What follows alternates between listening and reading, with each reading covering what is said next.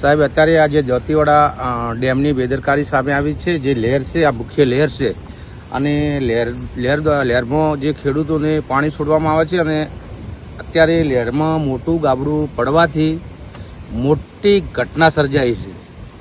કે સાહેબ, અહીંયા અધિકારીઓને ફોન પર વાતચીત કરી હતી, પણ કોઈ અધિકારીએ ફોન ઉપાડ્યા નથી અને પણ પત્રકારોને પણ પ્રવેશ આપવામાં આવ્યો નહોતો અને આ ડેમની અધિકારીઓની મોટી બેદરકારી સામે આવી છે. આ ડેમ ગાબડું કેટલા ફૂટનું હશે? ગાબડું તો સાહેબ, જે આ ટેરબા આવે ને, ટેરબા 100 ટેરબા અહીંયા નાખો ને તો ગાબડું બુરાય એવું નથી. અને દાંતીવાડા ડેમના ઘર નાળાથી 15 થી 20 મીટર દૂર ગાબડું આ લહેરમાં મોટું જોવા મળે છે.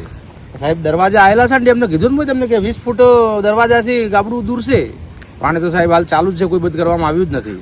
કોઈ અધિકારી તો અહીંયા સાહેબ કોઈ છે ને કોઈ પાણી બંધ કરવામાં આવ્યું નથી. પાણી છે એ બનાસ નદીમાં જાય છે. બનાસના નીચાણવાળા જે વિસ્તારો છે ત્યાં કોઈ ગામમાં લોકોને જાણકારી હોય? કોઈ સાહેબ સોશિયલ મીડિયામાં એવી પોસ્ટ નથી જોઈ કે જે દાંતીવાડા નહેર તૂટી ગઈ છે અને પાણી બનાસ નદીમાં છોડવામાં આવ્યું છે, એવી કોઈ સોશિયલ મીડિયામાં પોસ્ટ જોઈ નથી.